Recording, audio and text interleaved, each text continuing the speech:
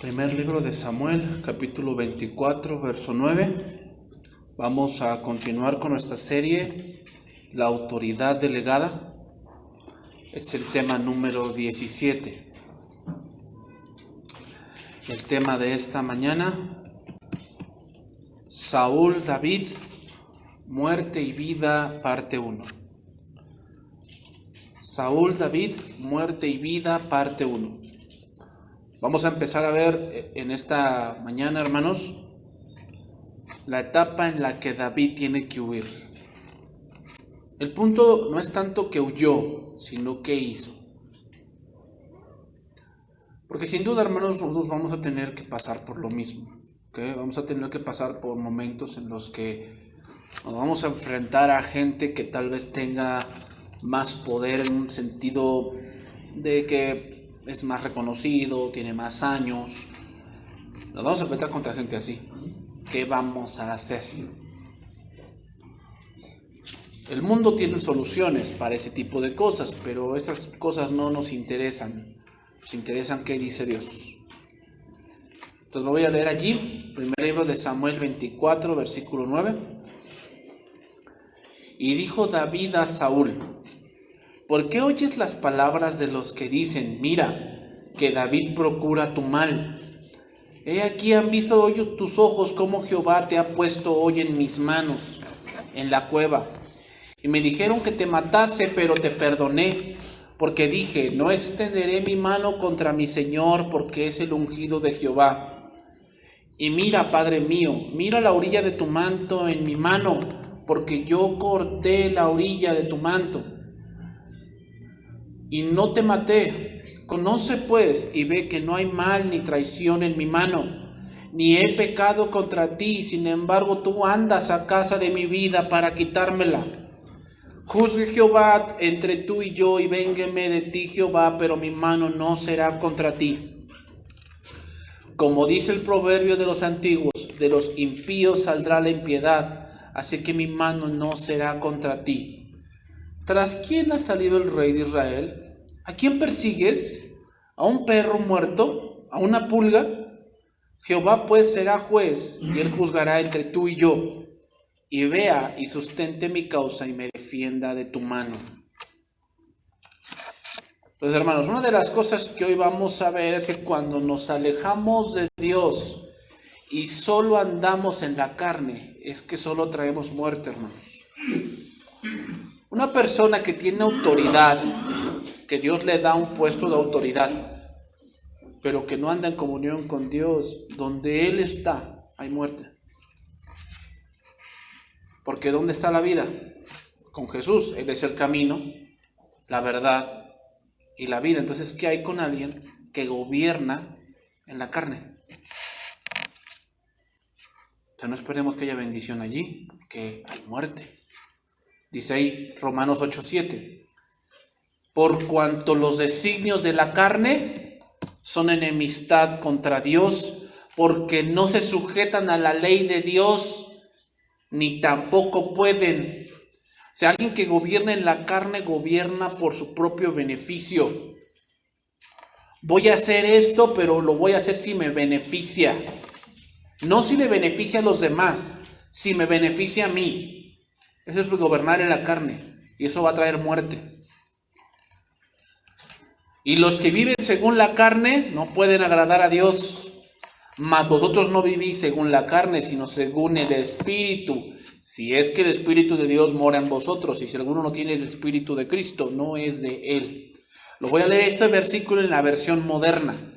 Dice, porque el ánimo carnal es muerte, mas el ánimo espiritual es vida y paz. Por cuanto el ánimo carnal es enemistad contra Dios, pues no está sujeto a la ley de Dios, ni a la verdad no lo puede estar.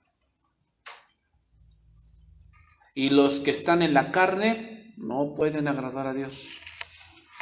Una autoridad delegada, hermanos, donde no está Dios, sin duda, hermanos, detrás de todo eso es la muerte. Es la tristeza, la destrucción. Y después Pablo menciona esto, Gálatas 6:8. Porque el que siembra para su carne, de la carne segará corrupción. mas el que siembra para el Espíritu, del Espíritu segará vida eterna. Dios habla hoy de ese verso 6:8 de Gálatas. El que siembra la semilla de sus malos deseos recogerá una cosecha de muerte. El que siembra la semilla del Espíritu recogerá una cosecha de vida eterna. Los hermanos, cuando no digamos que va a haber un gobierno perfecto, pero el gobierno sí se debe basar en principios bíblicos. Un gobierno que solamente se basa en el sentir y solamente se basa en el yo quiero ganar, va a suceder eso, que está sembrando para su destrucción. Tarde o temprano se va a ver las consecuencias de ese gobierno, tarde o temprano. Y aplícalo en todas las áreas que tú quieras, desde la familia hasta la iglesia. Así es, tarde o temprano se deja ver el cómo están sembrando. Cuando una autoridad en su casa siembra por su propio interés, siembra porque él quiere siempre ganar, ella siempre quiere ganar, te vas a dar con el tiempo cómo ese matrimonio se destruye. ¿Por qué? Porque el que siembra para la carne, de la carne va a cegar corrupción. Eso es inevitable. Entonces, sin duda era inevitable en la autoridad de Saúl, hermanos, que Saúl fuese degradándose más y más. Y te voy a decir algo. Cuando un hombre mata a otro hombre, su vida cambia. Son cosas, hermanos, que cambian tu vida. Algo pasa, pero cuando un hombre mata a su prójimo, él ya no es el mismo. Algo pasa. Un hombre podrá ser malo y tal vez desear venganza y desear hacer cosas que no convienen. Sin embargo, hermanos, el matar a su prójimo es un paso mayor. Cuando un hombre pasa esa línea, hermanos, de matar, de alguna manera en su ser, en su mente, en su corazón, hay un cambio. Algo pasa con él. Cambia. Si tú has leído un poco de cómics o de superhéroes, en lo que ellos creen, en algo superficial, ¿qué es la diferencia entre un héroe y un villano? Pues es que el villano se equivoca, también el héroe se equivoca. ¿Cuál es la diferencia? Que el héroe no mata. El héroe captura, el héroe encierra, el héroe arresta, pero nunca mata. Y se dice eso porque si un héroe matara, su vida cambiaría. Es lo mismo, hermanos.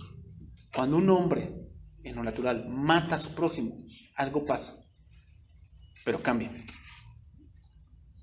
Mira, Mateo 5:21. Saúl deja ver lo que Jesús dijo. Mateo 5:21. Oísteis que fue dicho por los antiguos: no matarás, y cualquiera que matare será culpable de juicio. Pero yo os digo que cualquiera que se enoje contra su hermano será culpable de juicio, y cualquiera que diga necio a su hermano será culpable ante el concilio, y cualquiera que le diga fatuo quedará expuesto al infierno de fuego. Por tanto, si traes tu ofrenda al altar y allí te acuerdas de que tu hermano tiene algo contra ti, deja allí tu ofrenda delante del altar y anda, reconcíliate primero con tu hermano y entonces ven y presenta tu ofrenda. Voy a explicar un poco de este verso. Te voy a decir lo que no significa. No significa, hermanos, que tú porque en un momento te enojaste con tu esposa antes de venir acá, entonces no cantas porque serías hipócrita. ¿Crees que se refiere a eso? Entonces si yo, por decir, imagínate que yo en la mañana llego acá y digo, híjole, allá en México me cae gordo alguien de los que veo los días sábados, entonces no predico hoy. ¿Así es? Porque muchos lo toman de esa manera. ¿Así es? No, pues entonces ya no prediqué como todo el año. No se refiere a eso. Vamos a poner en claro aquí unas cosas. Aquí dice que si te enojas contra tu hermano, No, dice, enoje contra su hermano. Pregunta, ¿el enojo es pecado? No. Enojarse no es pecado, porque entonces cuando te enojas cuando hay una injusticia, ¿no sientes así como que cuando oyes en las noticias, fulano de tal golpeó a una mujer y a sus 2 hijos y la policía lo agarró pero lo ha soltado? ¿Cómo te sientes? Con impotencia, porque dices, ay no, ¿cómo es posible? Eso es injusto. Entonces, ¿ya pecaste porque te enojaste? No. Aquí el punto de Jesús es, cuando tú te enojas y no sueltas. Ese es el punto. Si tú te enojas y duras con ese enojo 1 mes, 2 meses, 3 meses, el tuyo ya no es normal. Ya no es normal eso. Ahí sí. Porque dice, si traes tu ofrenda al altar y ahí te acuerdas que tu hermano trae algo contra ti, deja tu ofrenda ahí. ¿A qué se refiere? Que mucha gente piensa que porque va a la iglesia Dios está contenta, pero Él no cambia. O sea, Él sabe que tiene algo, pero dice, está bien, yo voy a la iglesia, hago esto y ya como que medio me santifico. Estás mal tú. Así no son las cosas. Y la gente del Antiguo Testamento pensaba de esa manera. ¿Cómo? Yo estoy odiando a alguien, pero yo voy, sacrifico mi corderito y ya la arreglé. O sea, no es así. No es así de que tú tratas de arreglarlo con algo externo, algo que es interno. No se puede así. O sea, mejor analiza que tienes que arreglar eso. ¿O no? Sí, tienes que arreglar eso. Pero muchos dicen, no, bueno, es que yo voy a la iglesia y ya con eso ya cumplí con Dios. No es cierto. ¿Es cierto? Entonces, enojarse no es lo malo, hermanos. El problema es cuando lo traes ahí y no lo quieres soltar. No lo quieres soltar. O sea, no es que no puedas, es que no quieres. Es que no quieres. Ahí es donde está el problema. Saúl se enojó con David, pero no solamente se enojó, lo odiaba y por ese odio quería matarlo. ¿Te das hasta dónde llegó? Y vamos a ver que Saúl sacrificó corderitos y toda la cosa, ¿eh? ¿Tú piensas que Dios se los aceptaba? Ese es el problema, hermanos. Ese es el problema. Saúl, hermanos, ya desvariaba, se ponía loco, pero no solo eso. Ahora tenía celos, envidia, amargura y odio. Y eso hizo que viniese el pensamiento de matarlo, de quitarlo de en medio. Ahora, el punto que debemos aprender nosotros es, ¿qué hizo David? ¿Qué hizo? ¿Cómo enfrentar una situación de esta manera? ¿Cómo enfrentar cuando el pastor está en tu contra? ¿Cómo enfrentar eso? Porque eso sucede a veces, que el pastor está en tu contra. Y tú eres una oveja y yo tengo la autoridad, o el pastor tiene la autoridad, y el pastor busca tirarte, busca sacarte. Eso es verdad, ¿eh? Sí sucede, sí. ¿Qué pasa cuando tu jefe sabes que la trae contra ti? Lo sabes. O sea, una cosa es tener un error y otra cosa es que ya la traiga contra ti, ya la sabes. ¿Has pasado por ese tipo de circunstancias? Que sabes que el profesor de tu hijo la trae contra ti, porque no participas en el Halloween ni en el Día de Muertos y en el acostón del 24 de diciembre, y sabes que la trae contra ti porque ya sabes, ¿no? Todos así de que, como ciertas personas que no participan, que son muy aguadas, que no envían a sus hijos, que no hacen la unidad con el grupo. ¿Cómo enfrentar ese tipo de situaciones, hermanos? Vamos a leer un salmo, Salmo 7:1. Es un salmo de David.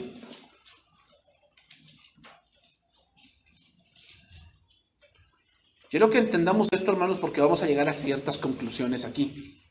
Vamos a llegar a ciertas conclusiones que yo he visto que muchos escuchan una versión de las cosas.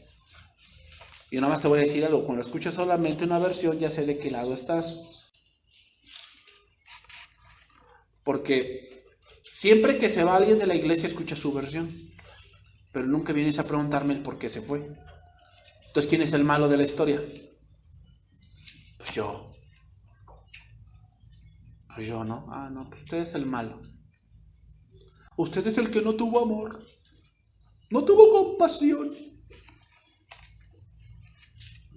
Bueno, vamos a ver qué sucede, ¿no? Dice ahí, Jehová, está hablando David aquí, Dios mío, en ti he confiado.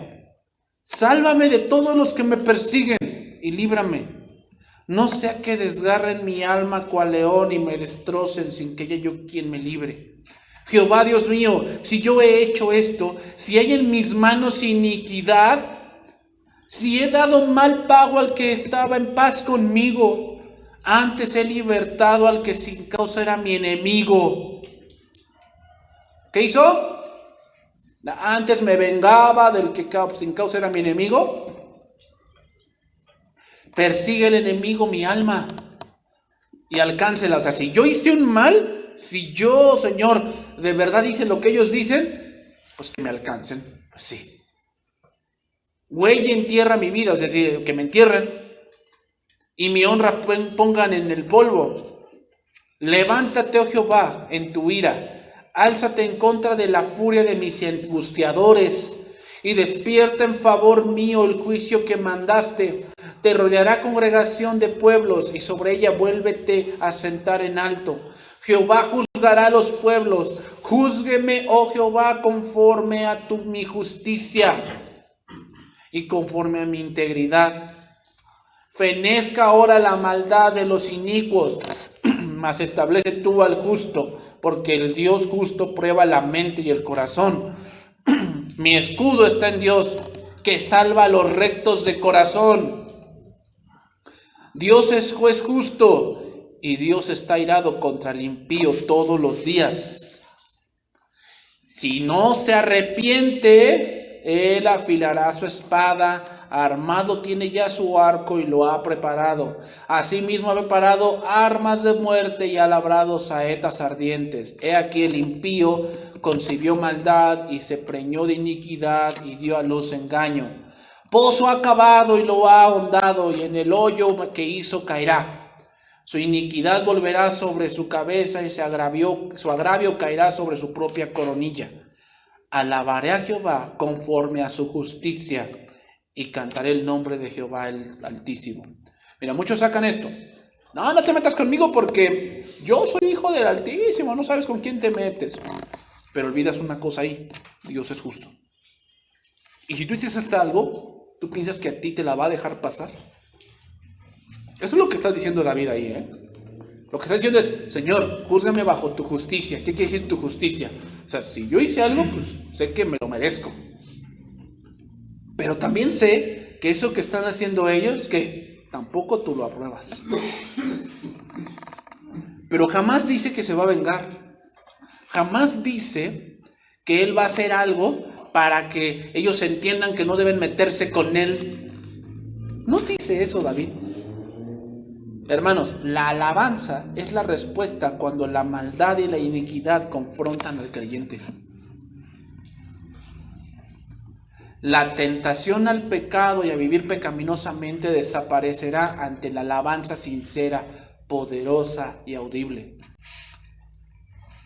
Algo interesante que dice David, y es que si él hizo eso, entonces, Señor, entrégame.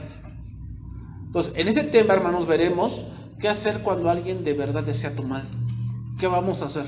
Porque te vas a encontrar gente así que de verdad sí le caes mal, pero no solamente le caes mal, quiere hacerte un mal. O sea, de verdad quiere tu caída, quiere verte mal, quiere que tú estés en la miseria, lo quiere, lo anhela, en serio, hay gente así. Dentro de la iglesia, pastor, sí, también. No lo vamos a negar, sí. Entonces, ¿qué hacer con gente así? Bueno, vamos a ver. Primer libro de Samuel 19:1. Vamos a iniciar allí. Vamos a dividir este estudio en dos partes porque es muy largo esta parte de la persecución de David. Pero vamos a ir viendo esta etapa del siervo de Dios. Dice ahí, habló Saúl a Jonatán su hijo. y a todos sus siervos para que matasen a David. Pero Jonatán, hijo de Saúl, amaba a David en gran manera. ¿Qué quiere decir que lo amaba? Lo estimaba.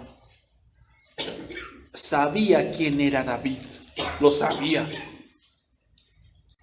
O sea, no era una persona perfecta, pero era un hombre que lo que tanto decía Saúl no era verdad. ¿Qué leímos en el primer pasaje? Dice, ¿por qué escuchas las palabras de los que dicen, David procura tu muerte? ¿Qué quiere decir? Que había gente que decía que David decía que quería matar a Saúl. ¿Y que se creía Saúl? Pues eso que decían. Pero Jonatán conocía a David y él sabía que David no había dicho esas cosas. Él lo sabía. Y le dice, y dio aviso a David. Ay, Jonatán es un chivatón. ¿Por qué habló Jonatán con David? Porque lo que se iba a hacer es injusto. Por eso habló con David, porque lo que se iba a hacer es injusto. Diciendo, Saúl mi padre procura matarte. Por tanto, cuídate hasta la mañana y estate en un lugar oculto y escóndete. Y yo saldré y estaré junto a mi padre en el campo donde estés y hablaré de ti a mi padre y te haré saber lo que haya. ¿Qué quiere decir? Que Saúl salió en campaña a buscar a David. Eso quiere decir estaré junto al campo. Significa, él va a salir con caballos y con su ejército a buscarte y a matarte. Escóndete, pero yo voy a estar con mi padre y le voy a hablar. Y Jonatán habló bien de David a Saúl su padre y le dijo, no peque el rey contra su siervo David, porque ninguna cosa ha cometido contra ti. Y porque sus obras han sido muy buenas para contigo, pues él tomó en su vida en su mano y mató al filisteo, y Jehová dio gran salvación a todo Israel. Tú lo viste y te alegraste. ¿Por qué pues pecarás contra la sangre inocente matando a David sin causa? Y escuchó Saúl la voz de Jonatán diciendo, y juró Saúl diciendo, vive Jehová que no morirá. Número uno, una de las cosas que Dios va a hacer cuando hay una cosa hay alguien que busca tu vida. Dios pondrá personas que te dirán que debes andar con cuidado. Dios te pondrá personas. O sea, Dios te va a decir, mira, no todos los que vienen a la iglesia son, no todos los que vienen a la iglesia son. Así que escucha más y habla menos. Porque no todo el que te halaga es tu amigo. ¿Qué quiere decir entonces que no le habla a nadie? No, yo no estoy diciendo eso. Lo que estoy diciendo es que hay muchas cosas que no convienen y que tú vas a escuchar y que no convienen. Y tienes que ser experto en eso. No nos referimos a decirle que te cuides así la espalda o que no salgas, no, sino que Dios pone gente que te aconseja. Y evita que caigas en una trampa. Te evita eso. Dios va a poner gente así para que tú no caigas. Te pone gente que te diga que Dios está contigo. Y no por ser buena gente, sino que te da principios que tú debes seguir y principios que tú debes vivir para que tengas la protección de Dios. Te va a aconsejar diciendo, mira, no hagas esto, no hables contra él, guarda silencio, no le respondas. No le respondas, no, pero ¿cómo? Si yo no me dejo de nadie. Sí, pero mejor cállate, deja que Dios haga justicia. Sí, pero ¿hasta cuándo? ¿Hasta cuándo qué? ¿Hasta cuándo Dios va a actuar? No lo sé, pero algo sí te digo, no es para alegrarte a ti. Los planes de hacer caer en batalla a David habían fracasado. Sus relaciones interpersonales habían sido estropeadas por su paranoia. Y en vez de ver el valor de David, lo miraba como una amenaza. Y Jonatán le da varias razones del por qué no debía matar a David. Número uno, porque David era útil y beneficioso a Saúl. Es decir, mira, oh rey, tú ya no sales a la guerra, él sale a la guerra y las victorias te las achacan a ti, porque tú eres el rey. O sea, sí, él gana, pero en realidad el rey aquí eres tú. Él no lo veía. Él ya se sentía, Saúl ya se sentía que David era el rey y él era su subordinado. Es de todo lo que hace la paranoia. Número 2, David era inocente. Es decir, David no ha dicho lo que tú dices que dice. Él no ha dicho eso. Él al contrario, él dice que te sirve a ti. Cuando dice que le iba a dar su esposa, a su hija, ¿qué dijo él? No, yo soy poca cosa para ser yerno del rey. Número 3, sería un gran pecado dar muerte a un inocente. Es decir, ya el pueblo ama a David. Si tú lo matas, el pueblo se te va a voltear. Mira, primer libro de Samuel 19:6, dice allí, y juró Saúl, vive Jehová que no morirá. Esa palabra juró en el hebreo significa estar completo. Es interesante, pero la palabra dice hacerse 7 uno mismo. Hacerse 7 uno mismo. Y esto tiene una connotación de sacrificio de 7 víctimas. Es decir, cuando hacías un juramento, sacrificabas 7 víctimas a Jehová. O tenías 7 testigos de que tú habías jurado. ¿Pero qué dijo Jesús? Si traes tu ofrenda al altar y allí te acuerdas que tienes algo contra tu hermano, o sea, que tienes odio, tienes rencor y no lo vas a dejar, ¿de qué te sirve la ofrenda? Pues de nada. ¿De qué le servía este juramento a Saúl? Lo que él debía haber hecho no era jurado, era quitar el odio que tenía. Pero él no lo quitaba.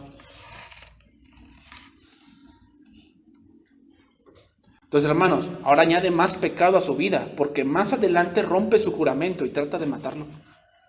Aquí ya juró a Saúl que no va a morir. Y después, ¿qué dice? Lo voy a matar. Hermanos, tratar de quitarnos la amargura por uno mismo es imposible. Tratar de quitarnos la amargura por uno mismo es imposible. Seguimos, primer libro de Samuel 19:7. Y llamó Jonatán a David y le declaró todas estas palabras, y él mismo trajo a David a Saúl y estuvo delante de él como antes. Después hubo de nuevo guerra y salió David y peleó contra los filisteos y los hirió con gran estrago. Y huyeron delante de él, y el espíritu malo de parte de Jehová vino sobre Saúl, y estando sentado en su casa tenía una lanza en su mano, mientras David tocaba el arpa. Y Saúl procuró enclavar a David con la lanza a la pared. ¿Qué pasó con el juramento?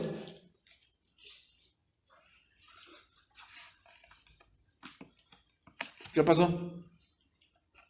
Y así pasa con mucha gente. Oye, ya deja eso, ya. ¿Por qué? O sea, ¿por qué te amargas la vida? No, sí, ya, o sea, ya a mí me da igual, yo no tomo en cuenta. Pero el otro día, otra vez, como Saúl, ¿no? Hacen como que un juramento y al otro día otra vez y otra vez. ¿Qué pasó con el juramento de Saúl?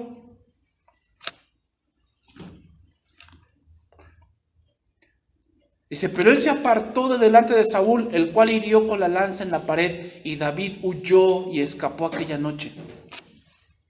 Dice, Saúl envió luego mensajeros a casa de David para que lo vigilasen y lo matasen en la mañana. ¿Otra vez? ¿O no había jurado que no lo mataría? ¿Y otra vez? Mas Mical, su mujer, avisó a David diciendo, si no salvas tu vida esta noche, mañana serás muerto. Y descolgó Mical a David por una ventana, y él se fue y huyó y escapó. ¿Qué hizo? Huyó.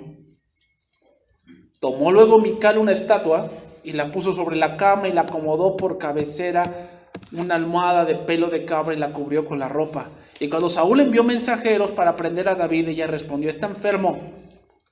Y volvió Saúl a enviar mensajeros para que viesen a David diciendo, tráemelo en la cama para que lo mate. ¿Qué fue lo que detonó todo ahora este punto, hermanos? La victoria contra los filisteos. Si es lo que le purga a alguien que odia y que está amargado, es que tú tengas victoria en algo. La victoria de David fue tal, hermanos, que se hizo muy famoso. Y eso le dio en el clavo a Saúl. Y eso, hermanos, hizo que olvidara todo lo que había prometido. Y este hombre le tenía más miedo al hombre que a Dios, porque quería matarlo.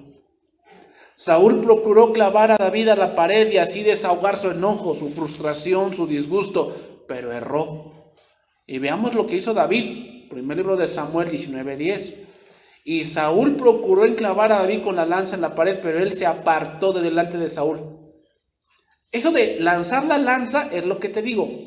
Como hay ciertas gentes que bueno, pues sí, ¿verdad? Hay que aguantarlas. Eso es como lanzar una lanza, a ver si te clavo. ¿Ah?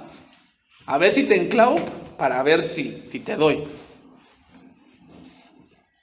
¿Y qué hizo David? Esquivar. ¿Qué es esquivar? ¿Cómo lo tomarías en el punto hoy de que esquivas?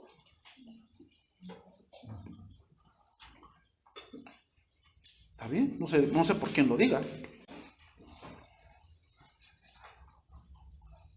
Y cuando ve la gente que no te inmutas por lo que dice, entonces procuran hacerte otra cosa.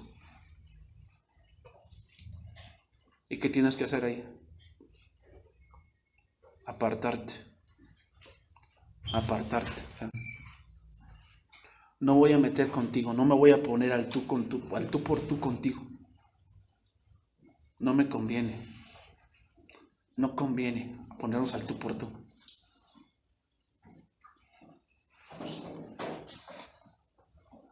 Huir, hermanos, es decir, él no levantó su mano contra Saúl. En un punto dado físico, hermanos, David ganaría. Pero David entiende que no es su papel. Entonces, segunda cosa que Dios va a hacer o que Dios va a permitir o que tenemos que hacer en un punto dado así. Hay cosas, hermanos, que es mejor retirarse y que Dios haga justicia en ese punto.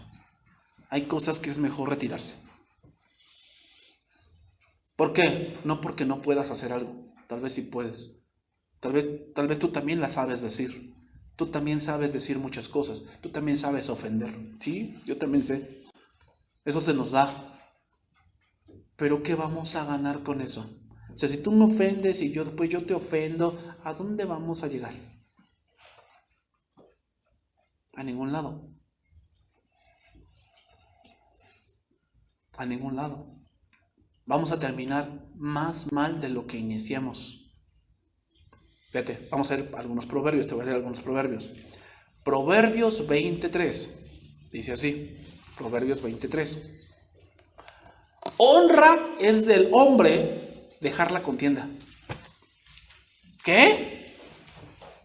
¿Sí? Honra es del hombre evitar la contienda, mas todo insensato se envuelve en ella. Te lo voy a leer en otros lenguajes para que lo entiendas. Traducción viviente. Evitar la pelea es una señal de honor. ¿Qué? Evitar la pelea es una señal de honor. No, es un cobarde. Porque no me da la cara.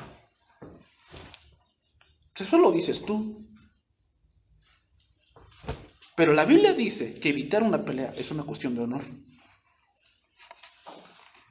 Solo los necios insisten en pelear.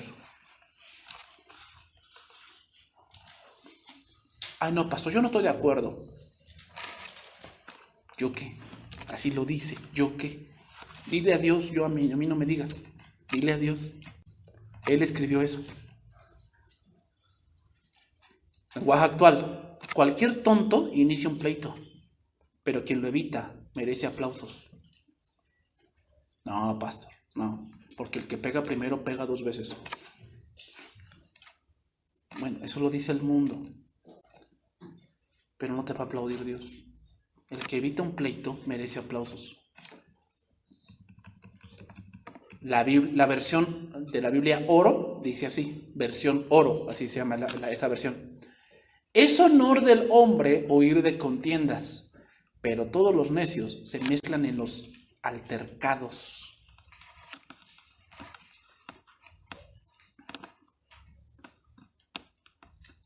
No, lo típico que pasaba, yo me acuerdo en la secundaria, ¿no? Cuando se iba a pelear el amigo, todos detrás de él, ¿no? O para que veas que la banda te respalda. ¿Cuál era? Y así ya viéndolo cuerdamente, ¿cuál debería ser el papel de esos compañeros de él? No vale la pena. ¿Para qué vas a esa pelea? No, pero no, sí. No, si se mete alguien, nosotros nos metemos por ti.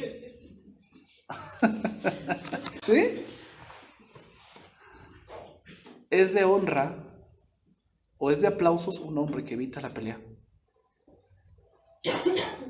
Pero eso al mundo no le gusta. Eso un hombre que evita la pelea y que evita un conflicto, ¿cómo le llama el mundo? Un cobarde. Es un hombre que no tiene, ¿verdad? Que no tiene producto de gallina, pues no los tiene. Porque evita la pelea. Otro versículo. Proverbios 20:22.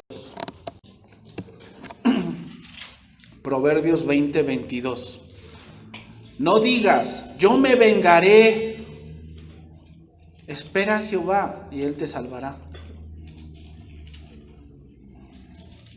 Traducción viviente. No digas, me voy a vengar de este mal. Espera en el Señor que Él se ocupe del asunto. Ay, pastor, pero ¿cuándo? Cuando Él lo diga. Te voy a decir algo. Si tú te vengas, vamos a ponerlo así, tu venganza llega al punto físico.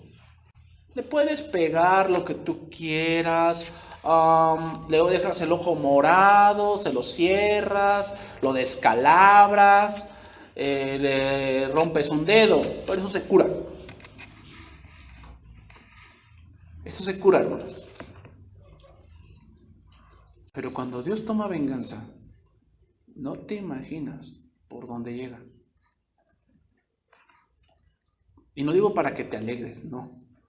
A lo que voy es que, ¿cuál venganza más conviene?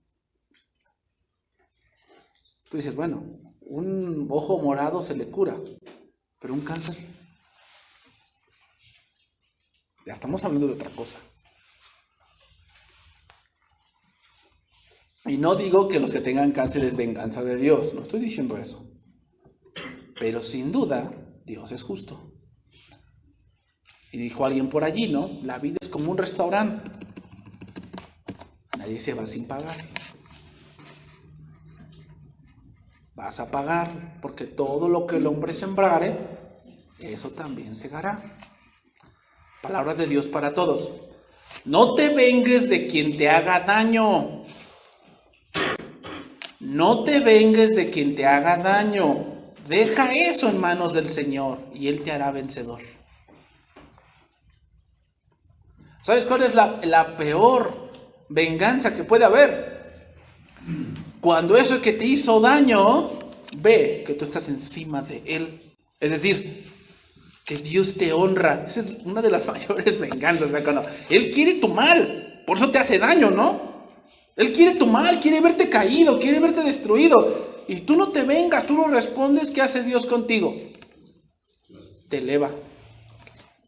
Entonces Él te ve y dice, uy, ¿pero por qué? Porque el que confía en el Señor saldrá vencedor. Pero véngate. Y entonces todo eso se va a quedar ahí. Alguien que se venga, Dios ya no va a actuar, porque ya tomaste tú la venganza. Porque todos queremos, nos vengamos y todavía queremos que Dios actúe. Si ya te vengaste, ¿no? Pues ya. Así que ya tienes tu gloria. Seguimos, primero de Samuel 19:17. Dice ahí. Entonces Saúl dijo a Mical, ¿por qué me has engañado así y has dejado escapar a mi enemigo? ¿Cómo dijo? Mi enemigo. Ah, mira, ya lo veía como su enemigo. ¿No decía al principio que Saúl amaba mucho a David? Ahora ya lo veía como su enemigo. ¿Qué hizo David para que fuese enemigo de Saúl? Matar a un filisteo. Eso fue lo que hizo. Porque después ya Saúl mató a sus 1000 y David a sus 10,000. Eso fue lo que hizo David para ser enemigo de Saúl. Y Mical respondió a Saúl, porque él me dijo, déjame ir, si no yo te mataré. Huyó pues David y escapó y vino a Samuel en Ramá y le dijo todo lo que Saúl había hecho con él. Y él y Samuel se fueron y moraron en Naiot. Número 3, de otra cosa que Dios va a hacer. Dios pondrá gente con más experiencia para guiarte. Samuel aquí ya era un anciano. Y aquí David podríamos decir que tenía como unos 22 años, más o menos. 22, 21 años, más o menos. Entonces Dios va a poner gente de experiencia para guiarte y alimentar el Espíritu de Dios en ti. Es decir, te va a decir, mira, lee esta parte de la palabra. No, lo que te estás pensando no es así. Mira lo que dice la Biblia aquí y aquí y aquí.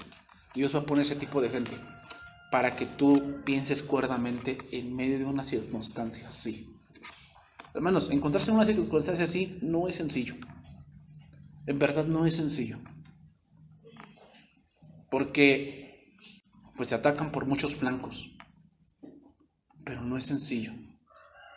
Te digo, y más cuando es una persona pues que tiene esa influencia, que tal vez la conozca mucha gente. ¿Cómo peleas contra algo así? Solamente confiando en Dios. Pero Dios te va a dar herramientas para que no caigas. O sea, Dios no te va a dejar solo. Primer libro de Samuel 19:19. Y fue dado aviso a Saúl, diciendo, he aquí que David está en Naiot en Ramá. Ay, ¿cómo se enteró? Hermanos, porque para hacer mal estamos bien puestos. Toda la gente está bien puesta. O sea, date cuenta. Gentes que nunca se llevan, pero para hacer un mal a alguien se juntan. ¿Por qué? Porque así es el pecado. Cuando se trata de hacerle un mal a alguien, el enemigo de mi enemigo es mi amigo. Sí, obviamente que sí. Cuando se trata de hacer un mal a alguien, el enemigo de mi enemigo es mi amigo. Entonces, tú odias, tenemos algo en común, que odiamos a la misma persona. Entonces Saúl envió mensajeros para que trajeran a David, los cuales vieron una compañía de profetas que profetizaban, y a Saúl que estaba allí y los presidía. Y vino el Espíritu de Dios sobre los mensajeros de Saúl, y ellos también profetizaron. Y cuando lo supo, Saúl envió otros mensajeros, los cuales también profetizaron. Y Saúl volvió a enviar otros mensajeros por tercera vez, y ellos también profetizaron. Entonces él mismo fue a Ramá y dijo, y llegando al gran pozo que está en Secú, preguntó diciendo, ¿dónde está Samuel y David? Y uno respondió, he aquí están en Naiot en Ramá. Y fue a Naiot en Ramá, y también vino sobre él el Espíritu de Dios, y siguió andando y profetizando hasta que llegó a Naiot en Ramá. Y él también se despojó de sus vestidos y profetizó igualmente delante de Samuel. Y estuvo desnudo todo aquel día y toda aquella noche. De aquí se dijo, ¿también Saúl entre los profetas? La palabra Naiot, hermanos, la palabra Naiot significa descanso. ¿Qué encontró David ahí? Descanso. Porque, hermanos, así lo dice el proverbio, ¿no? Mejor es estar en la esquina del terrado que en casa espaciosa con mujer rencillosa. Es decir, en una casa donde hay peleas no hay paz. No hay paz, o sea, siempre llegas y de todo te dicen, de todo te reclaman, hay puros gritos, puras peleas. ¿Cómo se sientes en esa casa?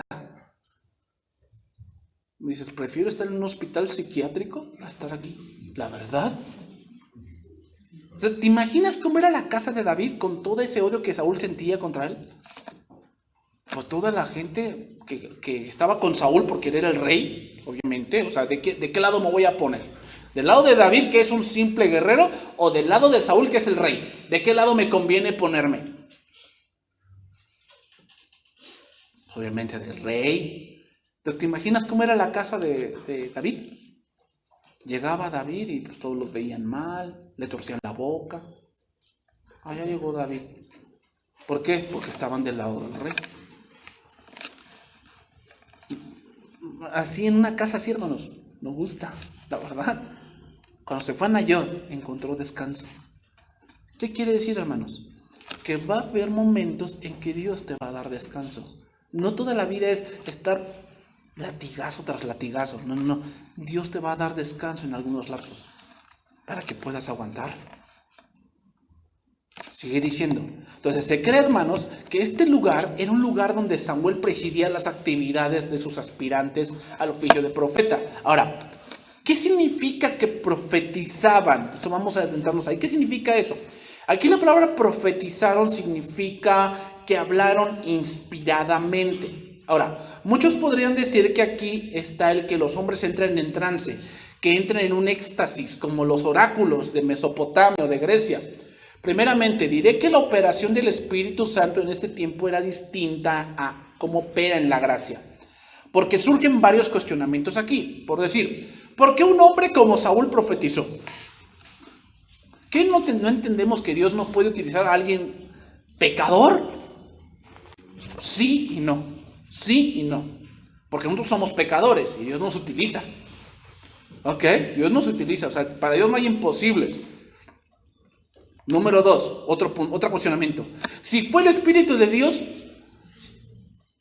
¿sí fue el Espíritu de Dios quien le tomó? ¿Sí fue él? O a lo mejor fue un espíritu malo. Número 3, ¿por qué hasta lo desnudó? Número 4, ¿significa que entraron en trance? ¿Eso significa? ¿Que como que ya no eran ellos?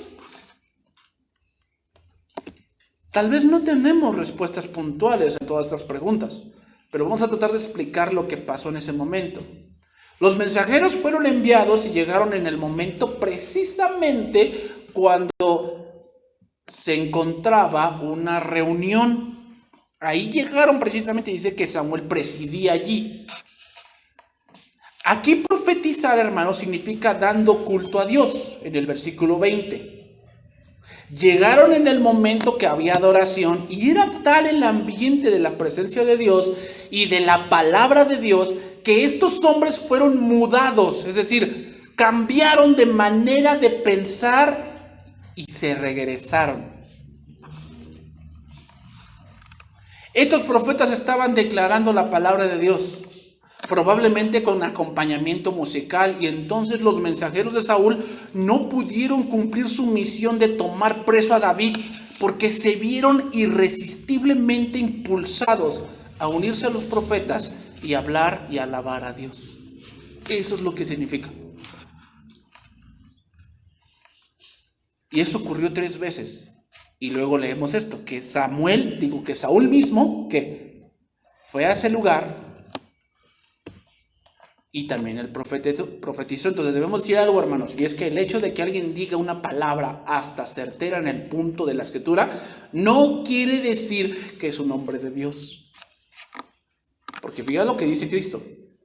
No todo el que me dice Señor, Señor, entrará en el reino de los cielos, sino el que hace la voluntad de mi Padre que está en los cielos.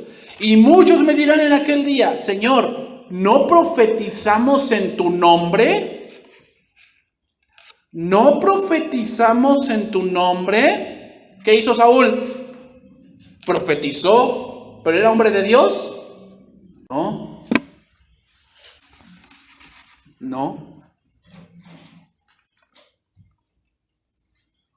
Y en tu nombre echamos fuera demonios, y en tu nombre hicimos muchos milagros. Y entonces les declararé, nunca os conocí, apartaos de mí, dice ahí, hacedores de maldad. Eso era Saúl. ¿Qué era? Hacedor de maldad. Pero profetizó, eso no significa nada.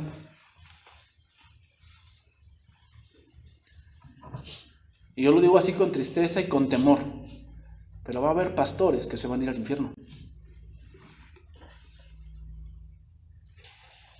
Porque profetizan, tal vez sí, pero ¿qué? No conocen a Dios. Entonces, ¿Saúl profetizó? Sí. ¿Era hombre de Dios? No. Cuando dice que Saúl estuvo desnudo, no es algo literal. No dice que el Espíritu Santo lo desnudó completamente, no, sino que se despojó de sus ropas reales y estuvo como un campesino, con una ropa así, sin el lino finísimo ni nada. Haz de cuenta que es como si yo me quitara el traje y nada más anduviera en la pura camisa. Así. Esto nos dice algo, hermanos, y es que, hermanos, era otra oportunidad para que Saúl se arrepintiese. ¿Te acuerdas cuando Saúl estaba buscando las asnas y se encontró con los profetas y qué pasó con Saúl? ¿No también profetizó? Debía acordarse de cómo Dios lo había elegido. Dios indirectamente le estaba diciendo que se debía quitar eso que le estorbaba y humillarse, porque desde que se puso el atuendo de rey, se había vuelto un orgulloso, pero no lo entendió.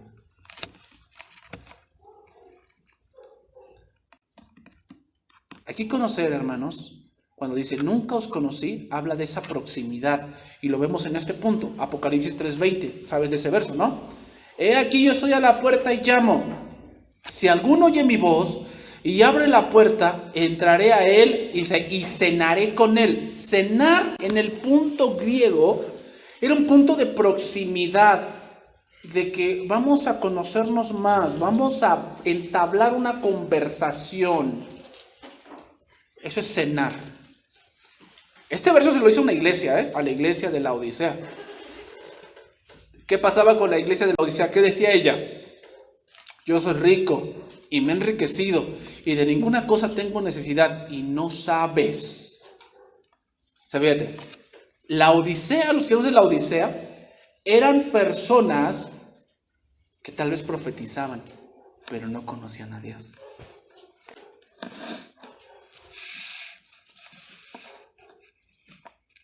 No conocían a Dios. Por eso les dice, yo estoy a la puerta y llamo. Si alguno oye mi voz y abre la puerta, ¿cómo Dios llamó a Saúl? Haciendo lo que profetizara. Pero él escuchó la voz de Dios porque no abrió la puerta. Si alguno oye mi voz y abre la puerta, entraré a él y cenaré con él. Nunca os conocí. Cenaré con él vamos a conocernos.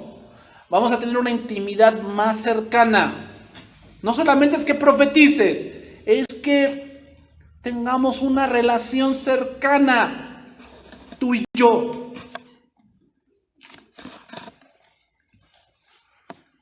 Entonces Saúl estaba sentado en un trono, pero de egoísmo, que lo llevaba a la muerte, y David no estaba en un palacio, pero estaba en el trono de la gracia.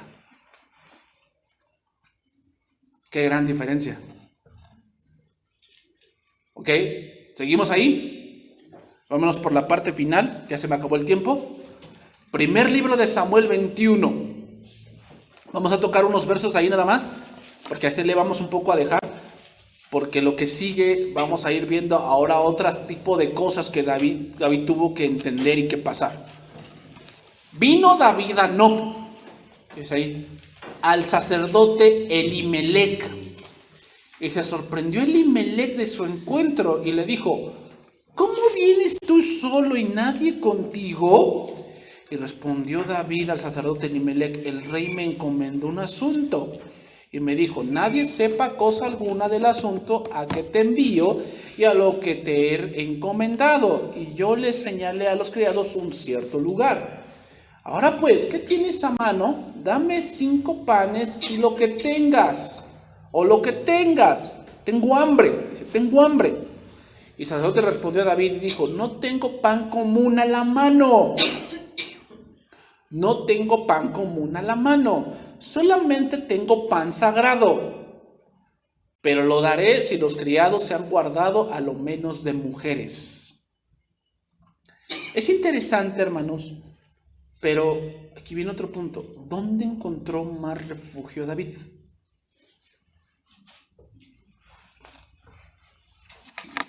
en la presencia de Dios.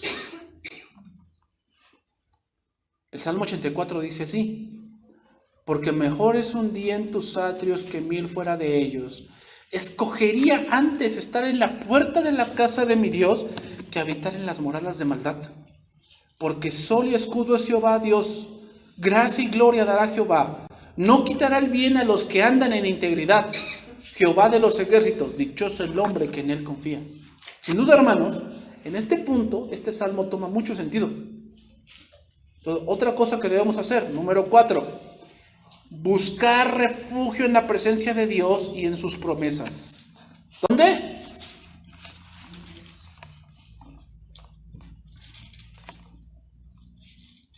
Te voy a decir algo aquí en este punto.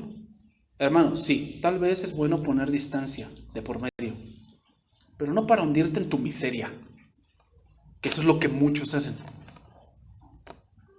Muchos, por evitar sufrir, ponen distancia, pero para irse al mundo. Déjame decirte, el que hace eso solo demuestra que es culpable.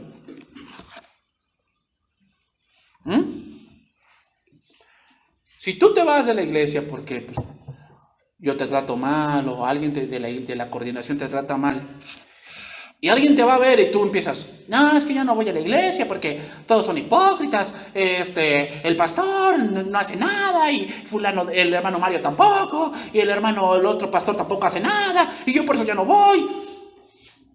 ¿Sabes qué me estás diciendo con eso? Que esa no es la verdadera razón. La verdadera razón es que tienes amargura en el corazón y por eso te has alejado de Dios. Lo único que me está diciendo es que tú eres culpable. Por eso te alejas así de Dios. Y le echas la culpa a la gente. Pero eso no es verdad. Te voy a preguntar algo. ¿David tenía muchas razones para alejarse de Dios? Pues sí, era injusto lo que le estaba pasando. Era injusto. Mató a un filisteo al cual todos le temían. Y ahora él parece el filisteo. Saúl no tuvo valor de matar a un filisteo de 3 metros, pero sí tiene el valor de matar a aquel que salvó la vida de él.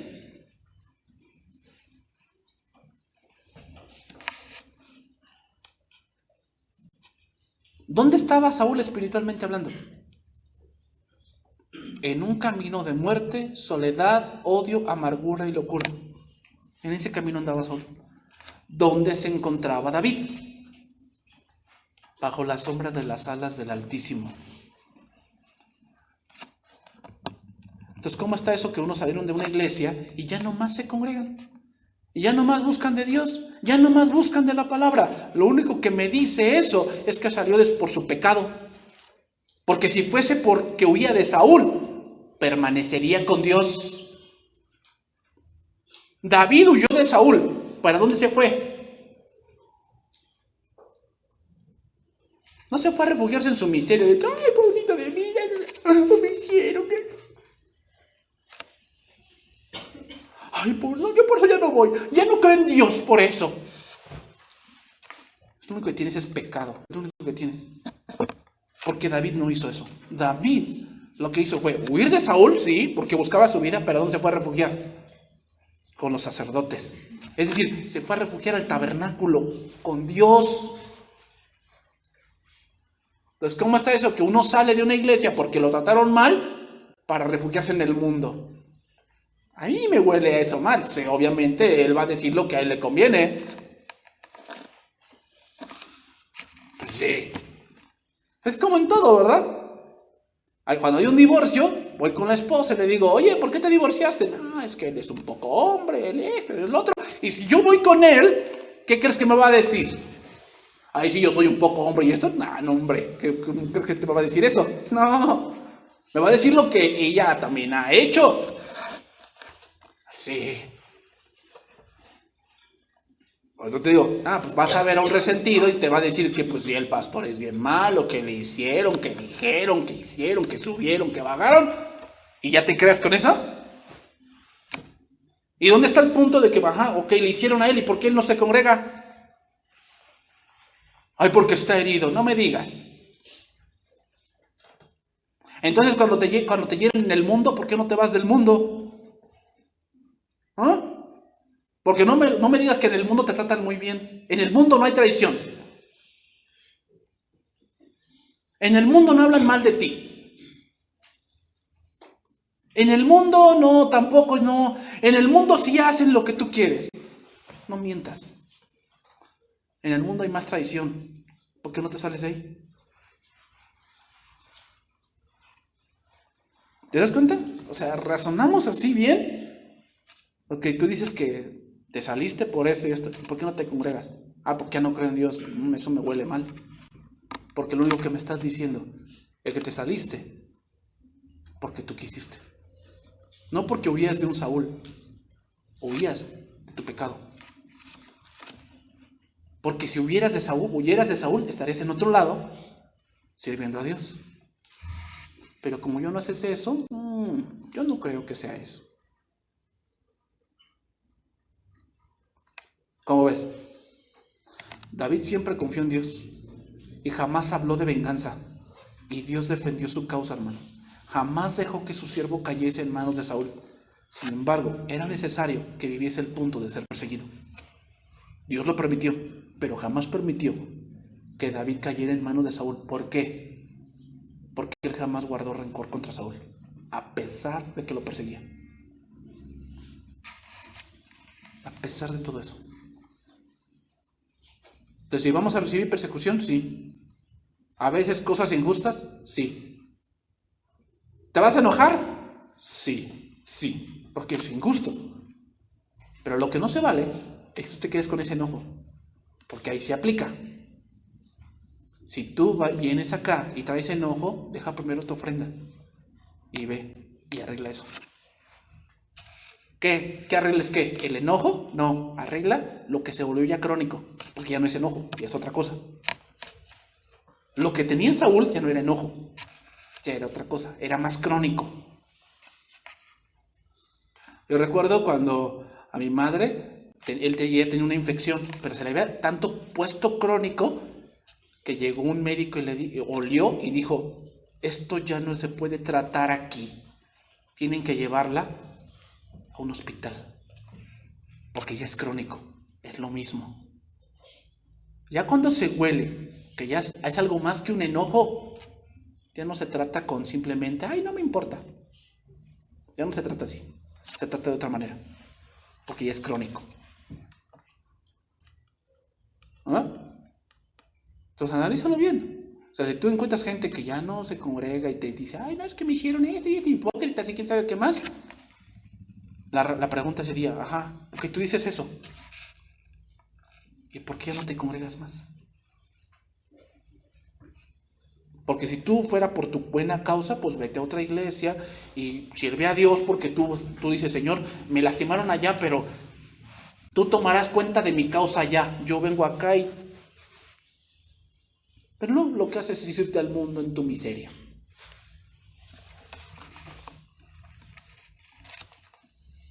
Salmo 16, con eso voy a terminar.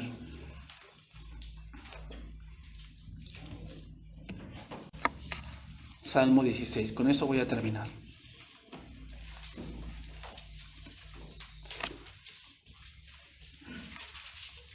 Dice ahí, manténme a salvo, oh Dios, porque a ti he acudido en busca de refugio. Estoy leyendo traducción viviente. Le dije al Señor, tú eres mi dueño. Todo lo bueno que tengo proviene de ti. Versículo 3. Los justos de la tierra son mis verdaderos héroes. Ellos son mi deleite. A quienes andan detrás de otros dioses se les multiplican los problemas. No participaré en sus sacrificios de sangre, ni siquiera mencionaré los nombres de sus dioses. Versículo 5. Jehová es la porción de mi herencia y de mi copa. Tú sustentas mi suerte. Es decir, sustentas mi suerte significa tú guías mis pasos. Tú sabes si caigo en las manos de mis enemigos o no. Tú sustentas mi suerte. Las cuerdas me cayeron en lugares deleitosos y es hermosa la heredad que me ha tocado. Bendeciré a Jehová que me aconseja. Bendeciré a Jehová que me aconseja. Aún en las noches me enseña mi conciencia. A Jehová he puesto siempre delante de mí, porque está a mi diestra, no seré conmovido. Se alegró por tanto mi corazón y se gozó mi alma. Mi carne también reposará confiadamente, porque no dejarás mi alma en el Seol, ni permitirás que tu santo vea corrupción. Me mostrarás la senda de la vida. En tu presencia hay plenitud de gozo, delicias a tu diestra para siempre. Eso es un salmo de David. Y fíjate, ¿cómo escribiría un salmo tan hermoso así, estando David amargado? ¿No crees que las palabras serían otras? Digo, eso es lo que debemos hacer. Busca que Jehová sea tu consejero. Porque lo peor que podemos hacer es encontrarnos gente que tenga el mismo problema que nosotros. Nos van a aconsejar cosas que van a destruir a la pos de tu vida. Y al final, ¿sabes qué te van a decir esas personas? Yo nada más te aconsejé, tú lo hiciste. Vamos a orar, hermanos.